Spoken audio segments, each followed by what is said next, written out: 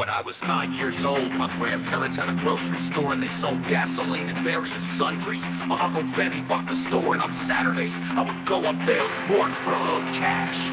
Back in those days when you pulled up to a gas pump, someone came out and pumped your gas and checked your oil and your fluids. This was my job. I also sacked groceries and swept and stocked shelves.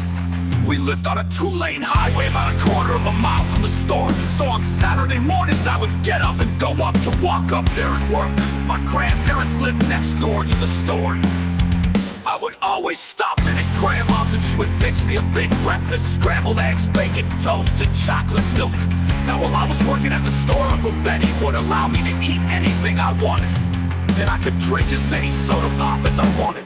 So during the course of the day, I ate about 4 or 5 bags of chips, 3 or 4 candy bars, 5 or 6 Cokes, and a big ham sandwich for lunch. In short, I was full. Okay, one Saturday morning I was on my way up the highway to go to work, and I noticed that a car had run over a possum. It wasn't torn up or anything, but sometimes possums act like they're dead, and they're really not.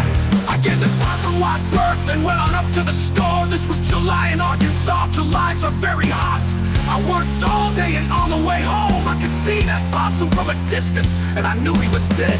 He was so bloated and swollen up, he looked like a possum balloon. I got about 20 feet from him, and I don't know what possessed me to do what I did next, but I took off running, and about 5 feet away from him I lost myself like an Olympic long jumper.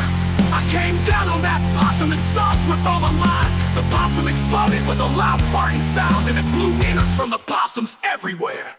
It exploded with such force that it blew deathly possum guts all up underneath my chin and up my nose.